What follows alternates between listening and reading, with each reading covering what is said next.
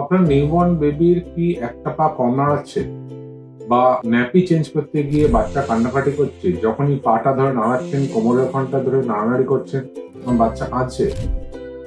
যদি সেইটা হয়, বাচ্চার কোমর জন্মের পরে যদি নাড়াতে গেলে ব্যথা হয়, পা নাড়াতে গেলে ব্যথা হয়, তাহলে কিন্তু কোমরে ইনফেকশন বা সেপ্টিক আর্টারিসের হিপ জয়েন্ট হওয়ার প্রচন্ড সম্ভাবনা। যদি সেপ্টিক আর্টারিসের হিপ জয়েন্ট হয় তাহলে ইমিডিয়েটলি ওখান থেকে যা পুঁজ আছে সেটা ইনভেস্টিগেট করে বার করে চিকিৎসা করা দরকার। বেশিরভাগ ক্ষেত্রে সার্জারির দিকে যাবে।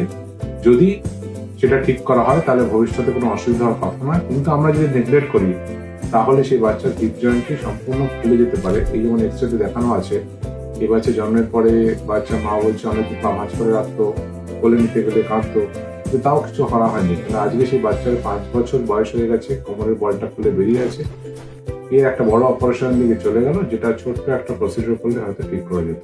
সুতরাং নিউবর্ন বেবি যদি জন্মের পরে একটা পা কম নাড়ায়, যদি পা নাড়াতে গেলে ব্যথা হয়, তাহলে অবশ্যই দ্রুত ডাক্তারের সাহায্য নেওয়া হবে।